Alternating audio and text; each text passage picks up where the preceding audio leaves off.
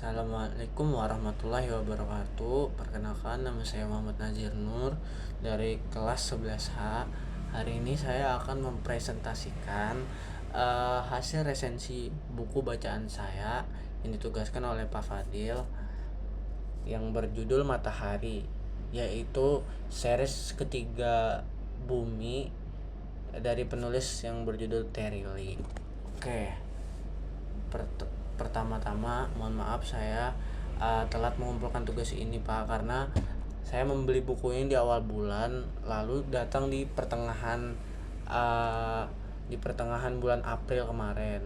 Jadi sekitar tanggal 18. Jadi saya telat banget untuk baca buku ini yang setebal ini, untuk menghabiskan dalam sisa mungkin 12 hari itu mungkin kesulitan, jadi kelebihan sampai ya tanggal 11 ini.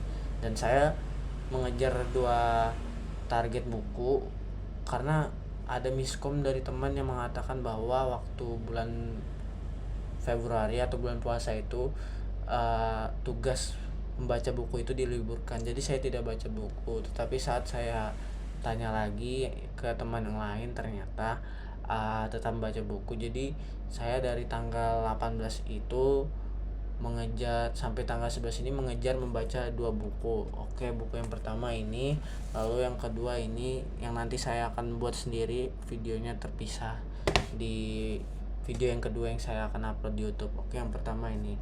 Isi dari buku ini tuh menceritakan Raib, Ali, dan Sally yang berpetualang di negeri matahari.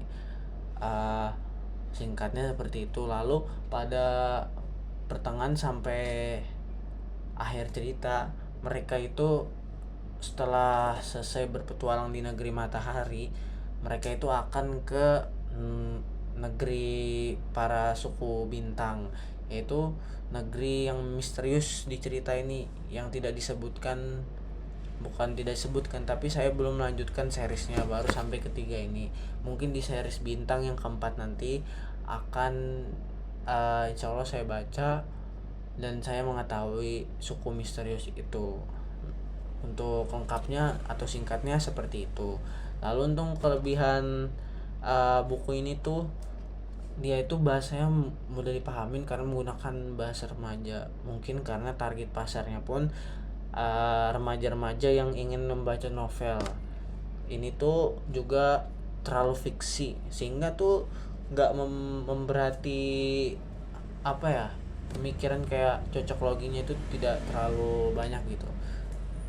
Terus untuk kekurangan menurut saya itu dia itu karena terlalu fiksi, dia itu pesan moralnya sangat sedikit menurut saya. Dan bahkan saya nggak dapat pesan moralnya. Yang saya bingung tuh di situ, karena di series steril lain yang selain series Bumi pasti ada pesan moralnya gitu loh.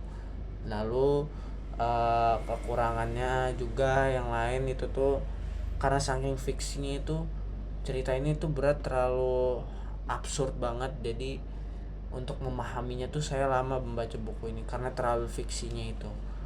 Mungkin sekian buat buku Matahari ini yang saya bisa sampaikan.